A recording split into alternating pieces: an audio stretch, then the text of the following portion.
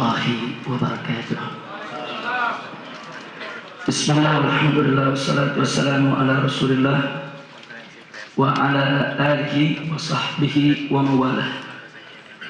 Siyadatul habaib asyurafa wa sa'adatul ulama il-fudala wa fadilatul umara il-kurama wa jami'il hadirin al-ahibba il-a'izza rahimahumullah.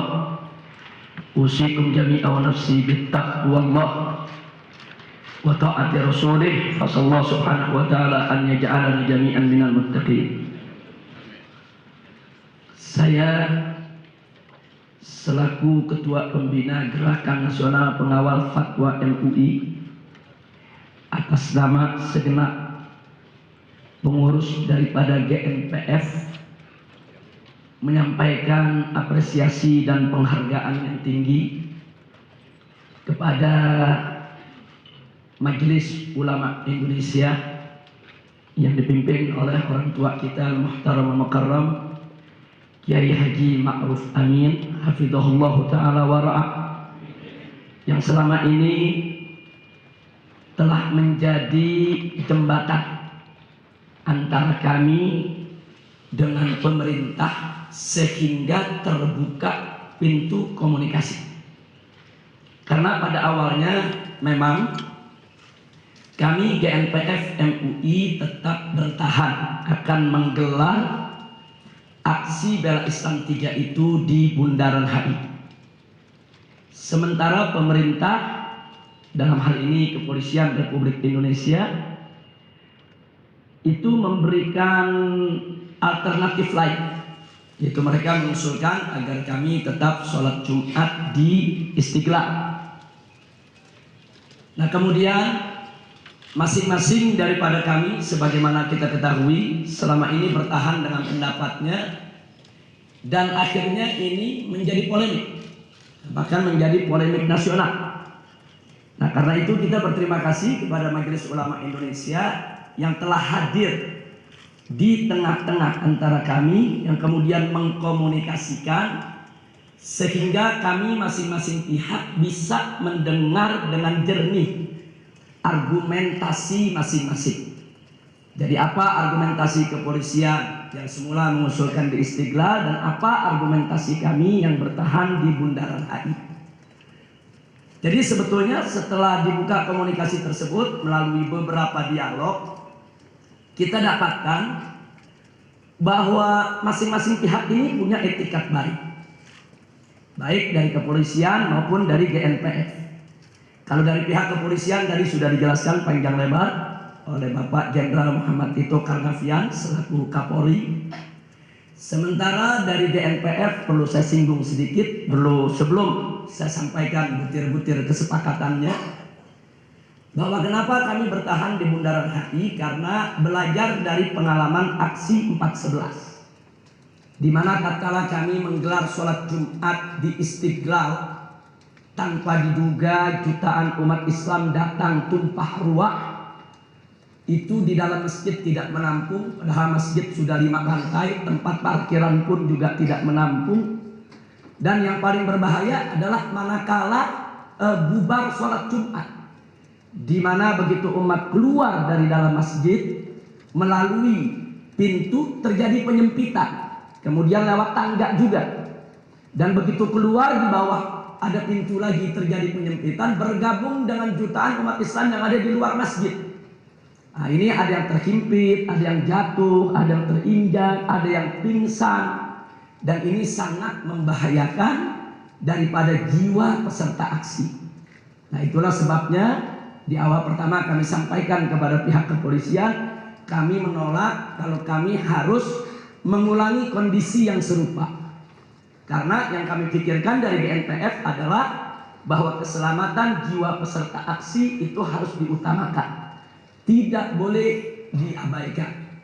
Nah, dari sanalah kami pilih Bundaran HI sepanjang Sudirman Tamrin, karena kami melihat ini merupakan ruang terbuka. Jadi alasan kami ketika itu, ini merupakan ruang terbuka sehingga umat bisa masuk dari mana saja, banyak ruas jalan yang menghubungkannya.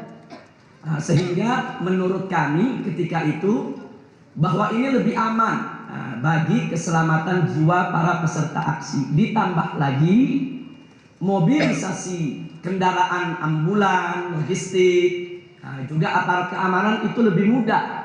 Manakala ada hal-hal yang terjadi kepada peserta aksi yang membutuhkan bantuan, baik bantuan kesehatan maupun logistik.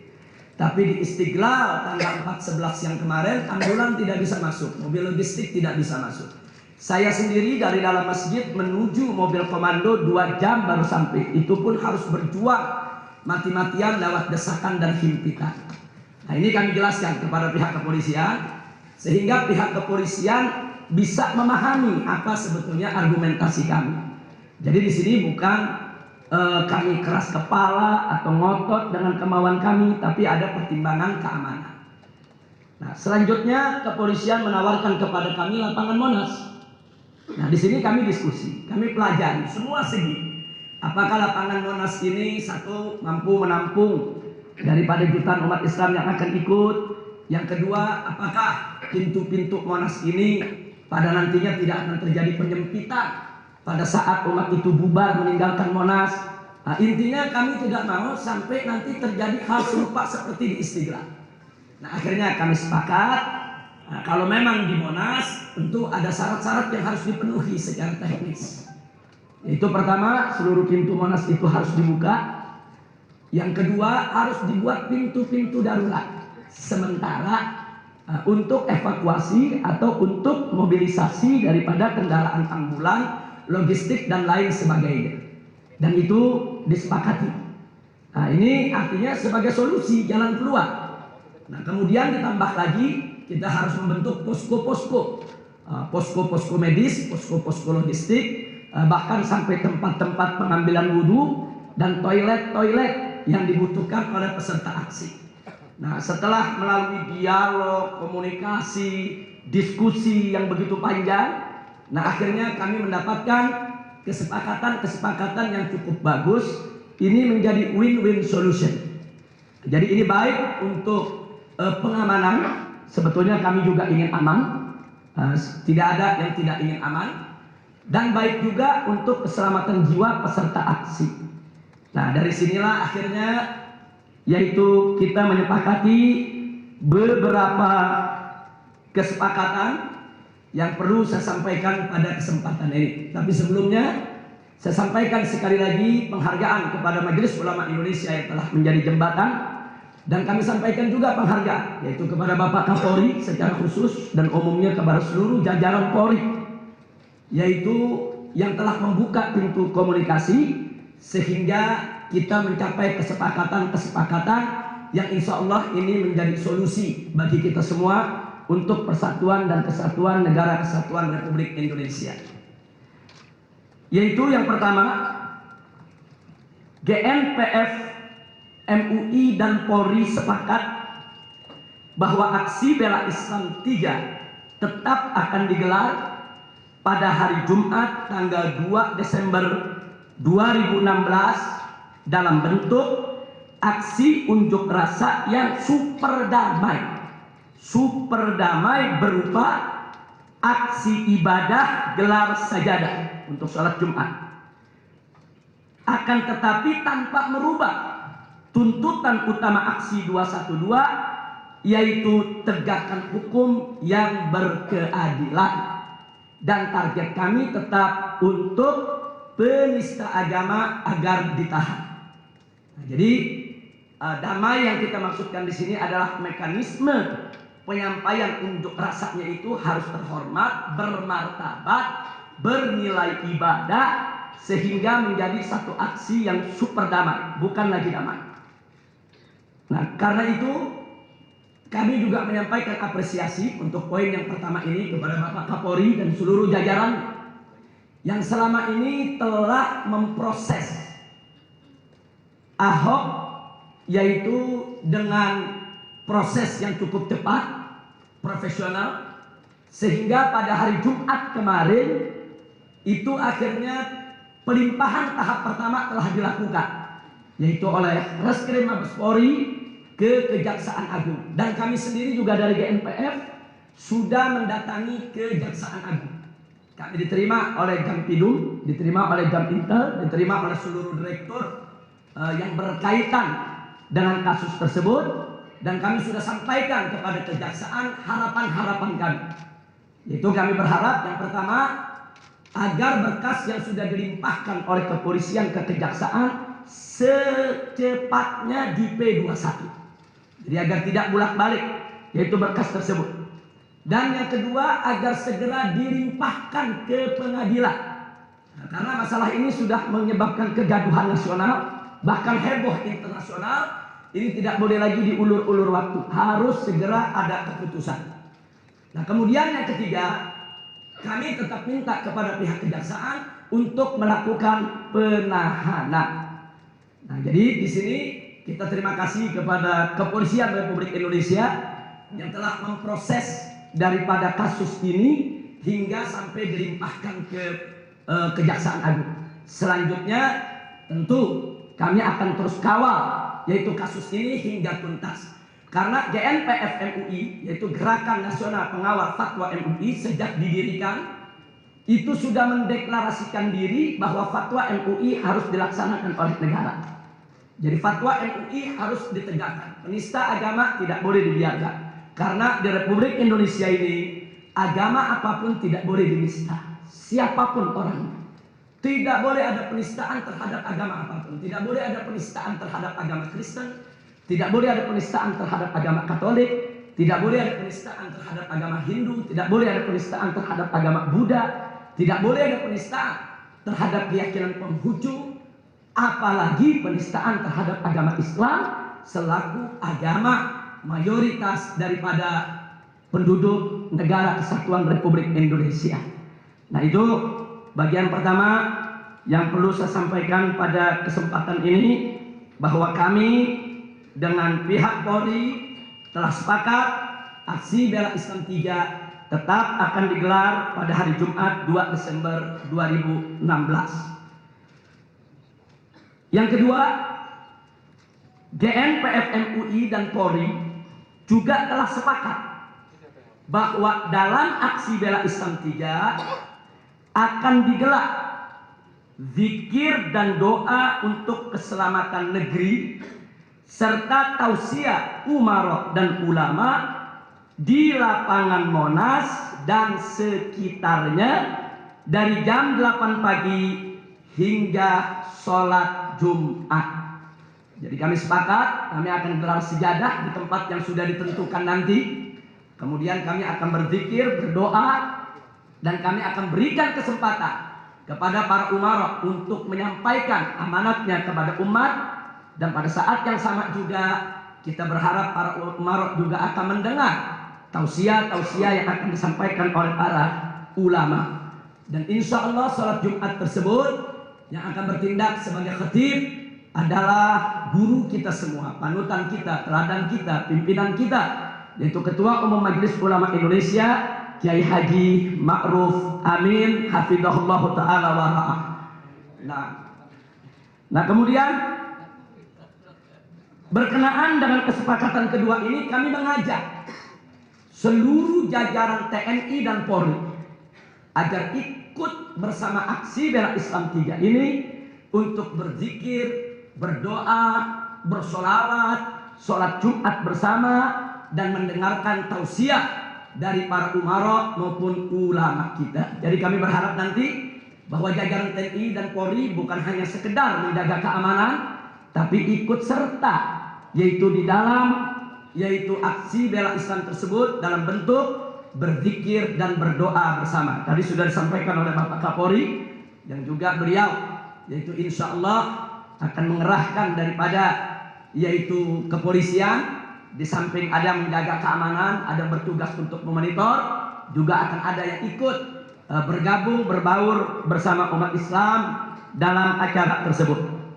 Yang ketiga, GNPF MUI sepakat bersama Polri, usai sholat Jumat, para pimpinan GNPF akan menyapa umat Islam di sepanjang jalan sekaligus melepas mereka pulang dengan tertib.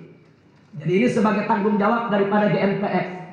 Jadi usai sholat Jumat, GNPF tidak boleh meninggalkan begitu saja umat yang ada di sana.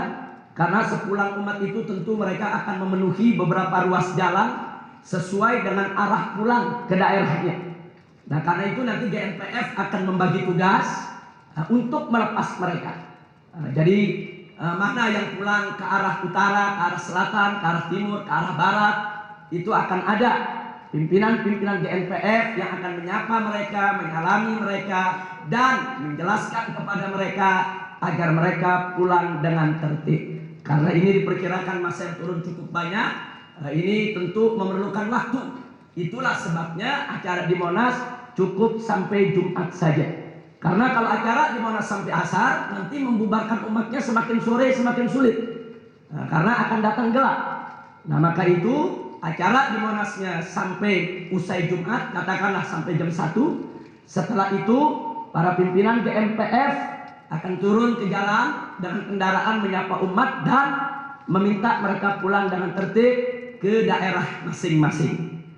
Nah, kemudian yang keempat, GNPF MUI sepakat dengan Polri perlunya dibentuk tim terpadu antara Satgas GNPF dengan TNI dan Polri untuk mengatur masalah teknis pelaksanaan.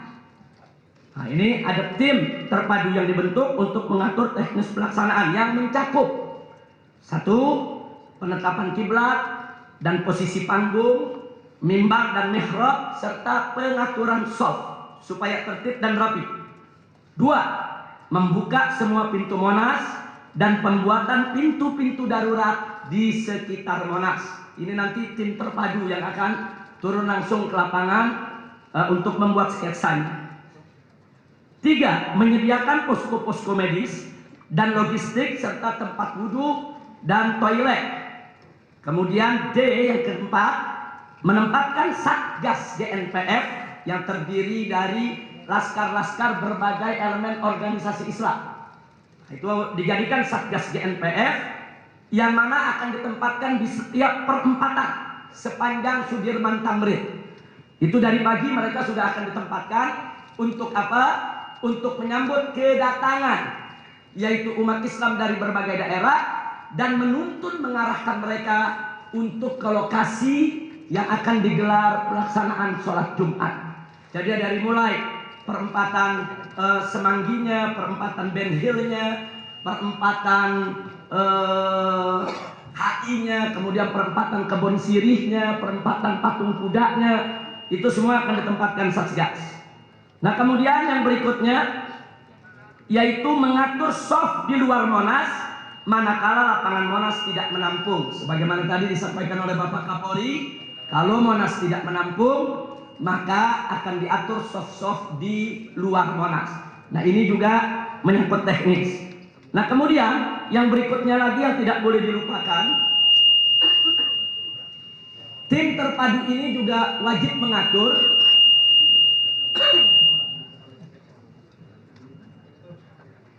tim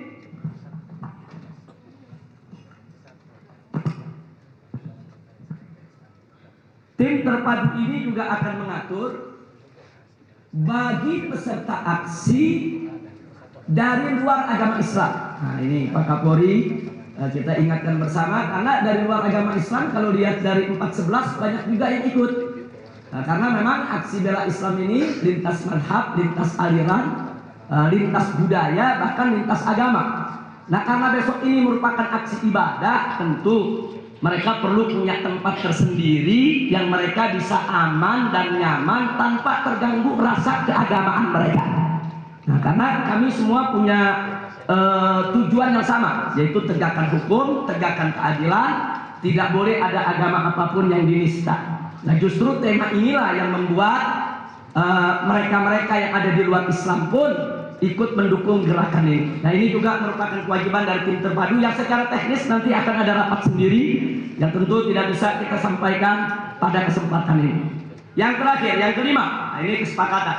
Tadi sudah 1, 2, 3, 4 sudah kita sebutkan. Sekarang yang terakhir, jika ada Jadi kami sepakat GNPF dengan Polri bahwasanya jika ada gerakan pada tanggal 2 Desember 2016 di luar kesepakatan yang sudah kami buat ini, maka kami nyatakan itu bukan bagian daripada aksi bela Islam 3 dan kami GNPF MUI tidak bertanggung jawab, serta Kepolisian Republik Indonesia itu merupakan hak dan kewajibannya untuk mengambil langkah-langkah mengantisipasi dan mengatasinya. Jadi yang kelima, saya ulangi sekali lagi, jika ada gerakan pada tanggal 2 Desember 2012 di luar kesepakatan ini, maka itu bukan bagian dari aksi bela Islam 3. Nah, saya pikir ini penting untuk saya sampaikan. Jangan sampai nanti sebagaimana Pak Kapolri tadi sampaikan, kami sedang zikir dengan khidmat, doa dengan tenang di Monas, tahu-tahu ada di beberapa titik lain di luar daripada lokasi kami terjadi sesuatu yang tidak diharapkan. Maka kami nyatakan sekali lagi, itu bukan merupakan bagian daripada aksi bela Islam 3 dan GNPF tidak bertanggung jawab. Nah, ini yang perlu kami sampaikan dalam konferensi pers bersama ini. Mungkin sebelum kita akhiri, ada bagian yang perlu saya sampaikan, nanti mungkin Pak Kapolri bisa lebih merincikannya, bahwa kami juga sepakat tidak ada lagi himbauan-himbauan dari polda-polda di seluruh daerah di seluruh Indonesia yang menghalang-halangi umat Islam untuk ikut hadir dalam aksi bela Islam ketiga. Nah, termasuk tidak boleh juga ada himbauan ke perusahaan-perusahaan transportasi, nah, untuk tidak melayani, yaitu para peserta aksi yang ingin ikut aksi bela Islam. Karena saat ini di beberapa daerah sampai nekat mau jalan kaki ke Jakarta. Nah, seperti aksi di Ciamis, 10.000 orang sudah siap untuk jalan kaki ke Jakarta kalau tidak ada perusahaan transportasi yang mau melayani mereka. Dan alhamdulillah, apa yang kami sampaikan ini sudah jadi kesepakatan dengan Bapak Kapolri. Itu Bapak Kapolri sudah sepakat dengan kita, himbauan-himbauan itu harus ditiadakan. Saya pikir nanti rinciannya beliau yang lebih paham, karena ini merupakan otoritas kewenangan beliau.